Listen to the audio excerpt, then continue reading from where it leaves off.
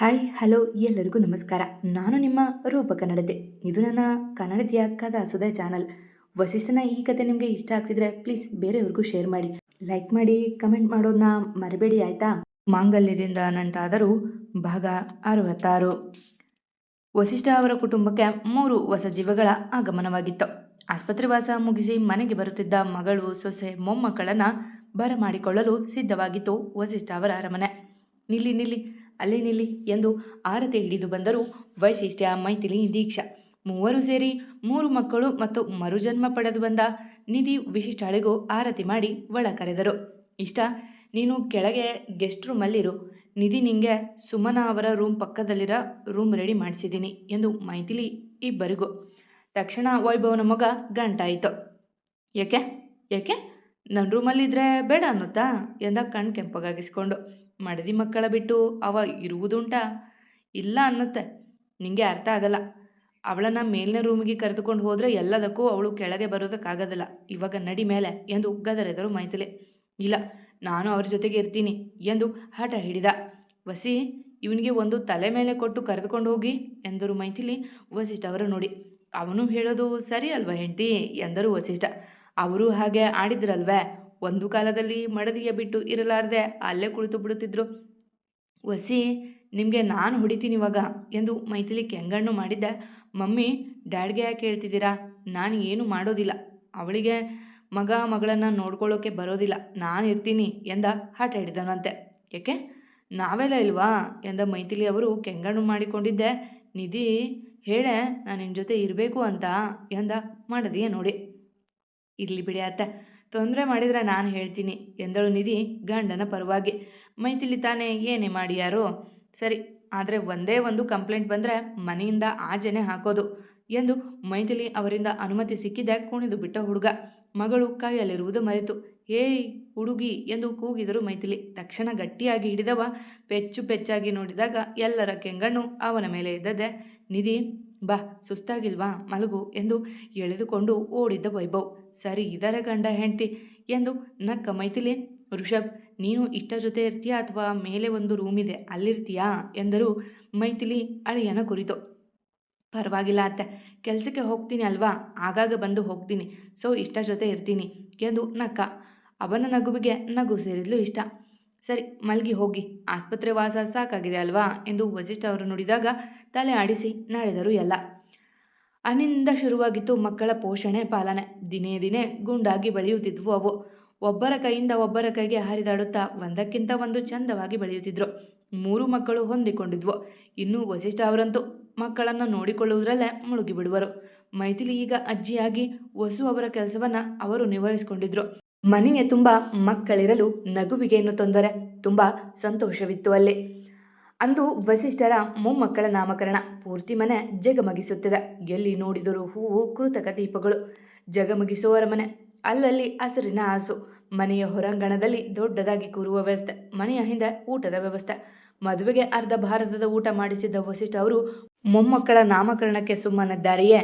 ಊಟ ಬಗೆ ಬಗೆಯಾಗಿ ಇತ್ತು. ಅಬ್ಬಾ, ಆ ವೈಭೋಗ ವರ್ಣಿಸಲು ಸಾಧ್ಯ.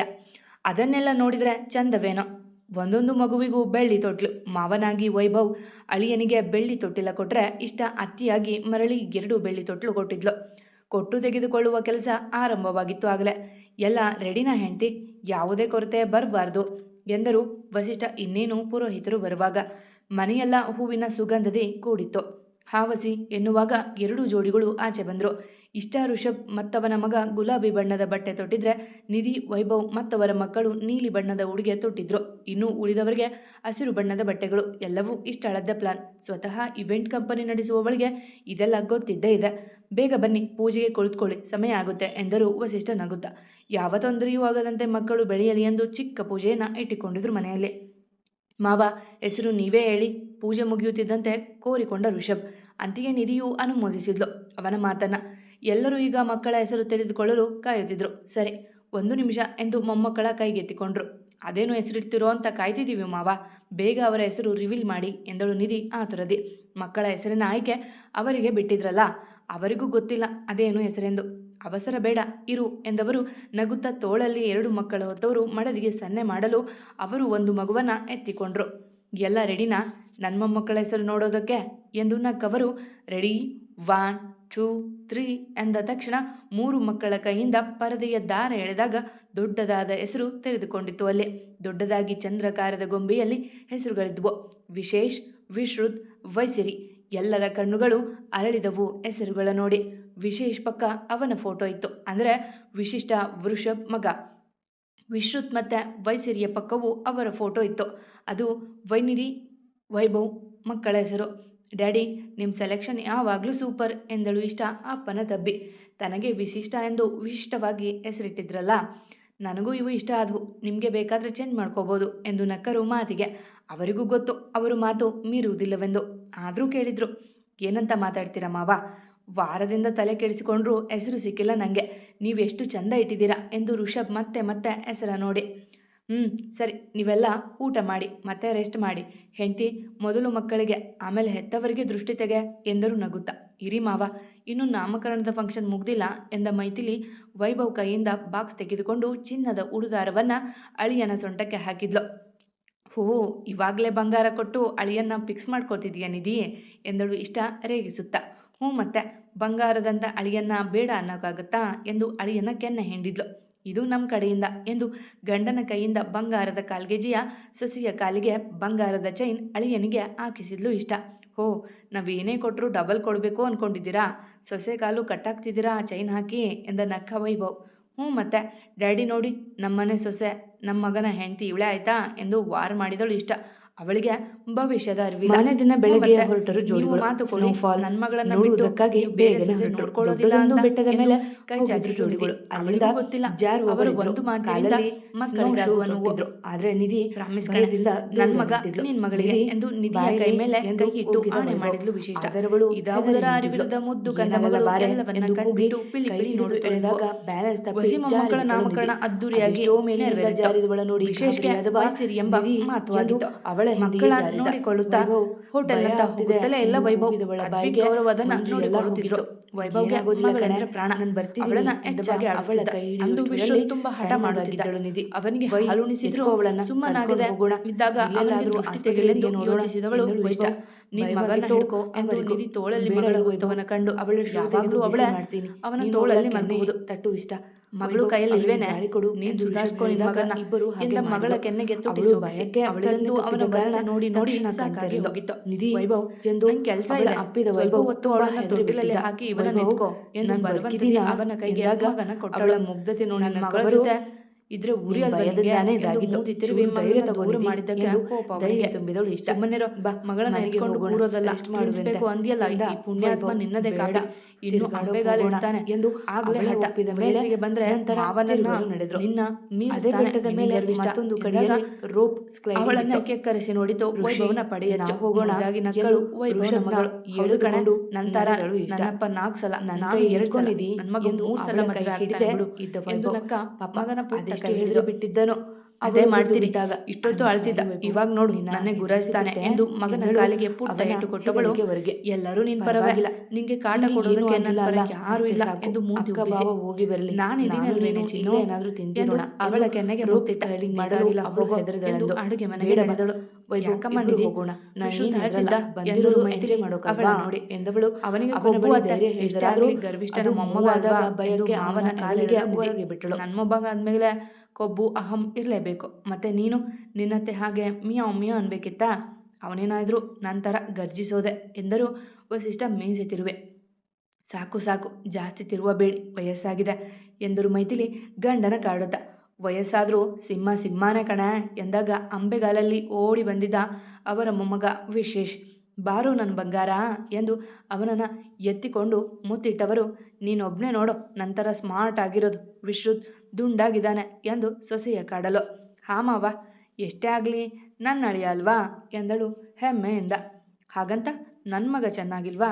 ಅವನು ಹೀರೋ ಎಂದು ಬಂದ ವೈಭವ್ ತನ್ನ ಮಕ್ಕಳನ್ನೇ ಆಡಿಕೊಳ್ಳುತ್ತಿರುವುದು ನೋಡಿ ಹೊಟ್ಟೆ ಉರಿ ಅವನಿಗೆ. ನಿನ್ನ ಮಗ ಚೆನ್ನಾಗಿಲ್ಲ ಅಂತ ಯಾರಪ್ಪ ಹೇಳಿದ್ದೋ ಎಂದರು ವಸಿಷ್ಠ ಅವರು. ನನ್ನ ಮಗಳ ಮಗ ಚೂರು ಜಾಸ್ತಿ ಕ್ಯೂಟ್ ಇದ್ದಾನೆ ಅಂತ ಹೇಳಿದ್ದು ಎಂದು ನಕ್ಕರು. ಇಷ್ಟೇ ಆಗಲಿ, ನಿಮಗೆ ಮಗಳೇ ಮುಖ್ಯ ಅಲ್ವಾ ಬಿಡಿ ಎಂದ ಬೇಕೆಂದೆ. ಈಗ ಅವನಿಗೆ ಯಾವ ಅಸ್ತ್ರವೂ ಇಲ್ಲವಲ್ವಾ, ಹಾಗಾಗಿ ಹಾಗೆಂದ. ಮತ್ತೆ ನಿಂಗೆ ಯಾವಾಗಲೂ ಮಗಳನ್ನೇ ಎತ್ಕೊಂಡಿರ್ತೀಯಲ್ಲ, ನಿಂಗೆ ಮಗ ಇಷ್ಟ ಇಲ್ವಾ ಎಂದಾಗ ತಲೆ ಕೆರೆದುಕೊಂಡವ ಮಗಳೇ ಬಂದೆ ಎಂದು ಓಡಿದ್ದ ಒಳಗೆ. ಅವನ ವರಸೆಗೆ ಎಲ್ಲ ನಕ್ಕರು. ಅಂದು ಚೂರು ಮೈ ಬಿಸಿಯಿತೋ ವಯಸ್ಸಿರಿಗೆ. ನಿಧಿ, ಯಾಕೋ ಮಗಳಿಗೆ ಜ್ವರ ಬಂದಿದೆ, ಡಾಕ್ಟರ್ಗೆ ಕಾಲ್ ಮಾಡ್ಲಾ ಎಂದ ವೈಭವ್ ಆತಂಕದಿಂದ. ನಿಂದು ಯಾವಾಗಲೂ ಇದೇ ಟೆನ್ಷನ್, ಸಿರಪ್ ಹಾಕ್ತೀನಿ ಬಿಡು, ಚಿಕ್ಕ ಜ್ವರ ಅಷ್ಟೆ, ಡಾಕ್ಟರ್ ಏನೂ ಇಂಜೆಕ್ಷನ್ ಮಾಡಲ್ಲ ಎಂದವಳು ಮೊದಲೇ ಎದ್ದ ಸಿರಪ್ ಹಾಕಿದ್ಲು. ಆದರೆ ಅದೇಕೋ ಸಂಜೆಯ ಮೇಲೆ ಮತ್ತೂ ಜ್ವರ ಹೆಚ್ಚಾಗಿತ್ತು. ನಿಧಿ, ಯಾಕೋ ಸಿರಿ ತುಂಬ ಸಪ್ಪಾಗಿದ್ದಾಳೆ, ಇಷ್ಟೊತ್ತಿಗೆ ಕುಣಿದಾಡ್ತಾ ತಾತನ ಮೈ ಮೇಲೆ ಓಡಾಡ್ತಿದ್ಲು ಎಂದರು ಮೈಥಿಲಿ. ಅವಳೆಂದರೆ ಏನೋ ವಿಶೇಷ ಎಲ್ಲರಿಗೂ. ತನ್ನ ನಗುವಿನಲ್ಲೇ ಮನೆಯವರ ಮಂತ್ರ ಮುಗ್ಧಳನ್ನಾಗಿ ಮಾಡಿದ್ಲು. ಯಾಕೋ ಜ್ವರ ಅತ್ತೆ ಅವಳಿಗೆ ಎನ್ನುವಾಗ ನಿಧಿ, ಸಿರಿ ವಾಮಿಟ್ ಮಾಡ್ಕೋತಿದ್ದಾಳೆ ಎಂದು ಕೂಗಿದ ವೈಭವ್ ಗಾಬರಿಯಿಂದ. ತಕ್ಷಣ ಒಳಗೋಡಿದ್ಲು. ತನ್ನ ಮೈ ಮೇಲೆ ವಾಂತಿ ಮಾಡಿಕೊಂಡಿತ್ತು ಪಾಪು. ಆಗಷ್ಟೇ ಕುಡಿದಿದ್ದ ಹಾಲೆಲ್ಲ ಆಚೆ ಬಂದಿತ್ತು. ನರಿ, ವೈಭವ್ ಡಾಕ್ಟರ್ ಬಳಿ ಹೋಗೋಣ ಎಂದವಳು ಮಗಳನ್ನ ಎತ್ತಿಕೊಂಡರೆ ವೈಭವ್ ವೇಗವಾಗಿ ಕಾರು ಓಡಿಸಿದ್ದ. ಡಾಕ್ಟರ್, ಯಾಕೋ ಬೆಳಗ್ಗೆಯಿಂದ ಜ್ವರ, ಈಗ ವಾಮಿಟ್ ಮಾಡ್ಕೊಂಡಿದ್ದಾಳೆ ಎಂದು ಭಯದಿ ಹೇಳಿದವನು ನೋಡಿ ಮಗಳ ಪರೀಕ್ಷೆ ಮಾಡಿದವರು, ಏನಿಲ್ಲ, ಚಿಕ್ಕದಾಗಿ ಜ್ವರ ಅಷ್ಟೆ, ಏನೋ ಬಾಯಲ್ಲಿ ಹಾಕಿಕೊಂಡು ವಾಮಿಟ್ ಮಾಡ್ಕೊಂಡಿದ್ದಾಳೆ, ಇವಾಗ ಸಿರಪ್ ಕೊಡ್ತೀನಿ, 4 ಗಂಟೆಗೊಮ್ಮೆ ಹಾಕಿ, ನಾಳೆವರೆಗೂ ಕೊಡಿ, ನಾಳೆ ಹುಷಾರಾಗಲಿಲ್ಲ ಅಂದ್ರೆ ಸಂಜೆ ಬನ್ನಿ ಎಂದು ಕಳಿಸಿದರು ಅವರನ್ನು. ಅಂತೆಯೇ ಮಗಳಿಗೆ ಸಿರಪ್ ಕೊಡುತ್ತಾ ಒದ್ದೆ ಬಟ್ಟೆ ಬದಲಾಯಿಸುತ್ತಾ ಕಳೆದರು ನಿಧಿ ಅಂದಿನ ರಾತ್ರಿಯ. ಬೆಳಗ್ಗೆ ಒಂಚೂರು ಜ್ವರ ಕಡಿಮೆ ಆಗಿತ್ತು. ವೈಭವ್, ನೀನು ಹೋಟೆಲ್ಗೆ ಹೋಗು, ಮನೆಯಲ್ಲಿ ನಾವಿರ್ತೀಯಲ್ವಲ್ಲ, ನೋಡ್ಕೋತೀವಿ ಎಂದರು ವಸಿಷ್ಠ. ಇಲ್ಲ ಡ್ಯಾಡಿ, ಅವಳನ್ನು ನೋಡಿ ಒಂದೇ ದಿನಕ್ಕೆ ಹೇಗಾಗಿದ್ದಾಳೆ, ನಾನು ಅವಳನ್ನು ಬಿಟ್ಟು ಹೋಗೋದಿಲ್ಲ ಎಂದ ಹಠ ಹಿಡಿದು. ಸರಿ, ನೀನಿಷ್ಟ ಎಂದು ಸುಮ್ಮನಾದರು ವಸಿಷ್ಠ. ಮಧ್ಯಾಹ್ನದ ಹೊತ್ತಿಗೆ ತುಸು ಗೆಲುವಾಗಿದ್ಲು ವೈಸಿರಿ. ಹಾಗಾಗಿ ಅವಳನ್ನು ಪಕ್ಕದಲ್ಲೇ ಹಾಕಿಕೊಂಡು ಕಣ್ಮುಚ್ಚಿದ್ಲು ನಿಧಿ. ರಾತ್ರಿಯೆಲ್ಲ ನಿದ್ದೆ ಇರದ ಕಾರಣ ಹಾಗೆ ಕಣ್ಮುಚ್ಚಿದವಳಿಗೆ ನಿದ್ದೆ ಬೇಗನೆ ಹತ್ತಿತ್ತು. ಮಧ್ಯಾಹ್ನದವರೆಗೆ ಅವರ ಜೊತೆಗೆ ಇದ್ದ ವೈಭವ್ ಆಗಷ್ಟೇ ಆಚೆ ಹೋಗಿದ್ದ ಒಮ್ಮೆ ಹೋಟೆಲ್ ನೋಡಿಕೊಂಡು ಬರಲು. ಅವನ ಮನಸ್ಸೆಲ್ಲ ಮಗಳ ಕಡೆಗೆ ಇದ್ದಾಗ ಹೇಗೆ ತಾನೇ ನೆಮ್ಮದಿಯಿಂದ ಇದ್ದನವಾ, ಹಾಗಾಗಿ ಬೇಗ ಓಡಿ ಬಂದಿದ್ದ. ಆಗಷ್ಟೇ ಮಗಳು ನೋಡಲೆಂದು ಓಡಿ ಬಂದವನ ಒಂದು ಕ್ಷಣ ಮಾತು ಮರೆತು ನಿಂತವ ವಾಸ್ತವದ ಅರಿವಾದಾಗ ಸಿರಿ ಎಂದು ಅರಚಿದ ವೈಭವ್. ಅವನ ಮುದ್ದು ಮಗಳು ನೆಲದ ಮೇಲೆ ಬಿದ್ದಿದ್ಲು. ಅದನ್ನು ನೋಡಿ ಓಡಿದ್ದ ಅವಳ ಬಳಿ. ಸಿರಿ, ಸಿರಿ ಎಂದು ಗಾಬರಿಯಿಂದ ಅವನು ಕೂಗುವಾಗ ನಿಧಿಗೆ ಎಚ್ಚರವಾಗಿತ್ತು.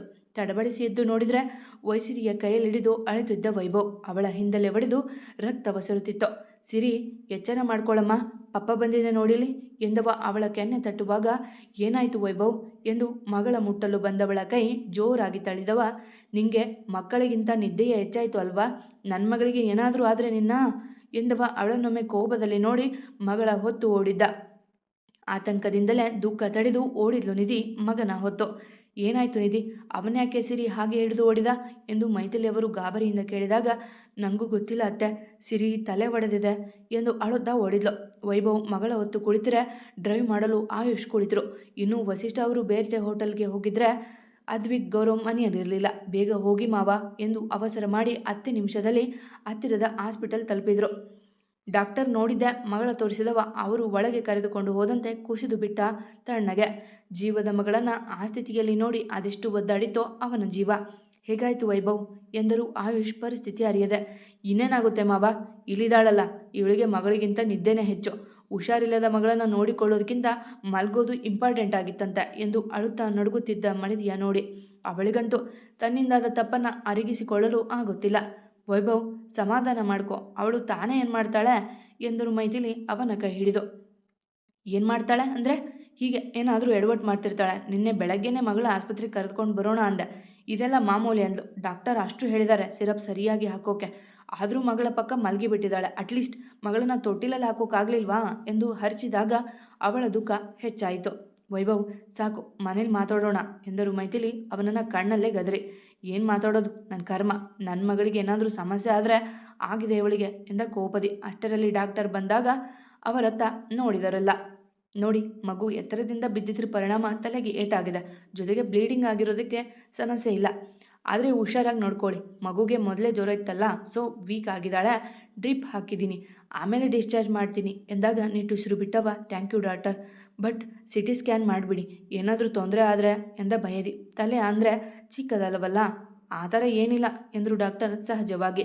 ನನ್ನ ಮಗಳ ವಿಷಯದಲ್ಲಿ ನಾನು ರಿಸ್ಕ್ ತಗೊಳ್ಳಲ್ಲ ಡಾಕ್ಟರ್, ಪ್ಲೀಸ್ ಎಂದು ಅವ ಬೇಡಿಕೊಂಡಾಗ ತಲೆ ಆಡಿಸಿ ಅವರು ಸ್ಕ್ಯಾನಿಂಗ್ಗೆ ತಯಾರಿ ಮಾಡಿಕೊಳ್ಳಲು ನಡೆದರೆ ಇವ ಮಗಳ ಬಳಿ ಓಡಿದ್ದ.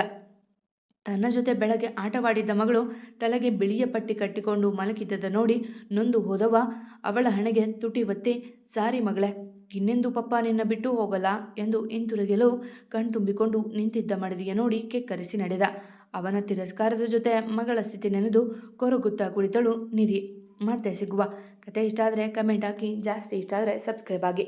ಇನ್ನೇನು ಕತೆ ಜಾಸ್ತಿ ಉಳಿದಿಲ್ಲ. ಹೊಸ ಕತೆ ಶುರು ಮಾಡೋದಕ್ಕೂ ಮುಂಚೆ ಮೊಮ್ಮಕ್ಕಳ ಬಗ್ಗೆ ಒಂಚೂರು ಬರೆದು ಇನ್ನು 5-6 ಎಪಿಸೋಡಲ್ಲಿ ಕತೆ ಮುಗಿಸಿ ಬಿಡ್ತೀನಿ. ಬೇಸರವಾದರೆ ಕ್ಷಮೆ ಇರಲಿ. ಹೊಸ ಕಥೆಯೊಂದಿಗೆ ಆದಷ್ಟು ಬೇಗ ಬರ್ತೀನಿ. ಎಂದಿನಂತೆ ನಿಮ್ಮ ಪ್ರೀತಿ, ಕಮೆಂಟ್, ಪ್ರೋತ್ಸಾಹದ ನಿರೀಕ್ಷೆಯಲ್ಲಿ ನಾನು ನಿಮ್ಮ ರೂಪಕ ನಡತೆ. ಪ್ರೀತಿಯಿಂದ ಕತೆ ಕೇಳಿ ಮೊದಲಿನಿಂದಲೂ ಸಪೋರ್ಟ್ ಮಾಡ್ತಿರೋ ಎಲ್ಲರಿಗೂ ನನ್ನ ತುಂಬು ಹೃದಯದ ಧನ್ಯವಾದಗಳು.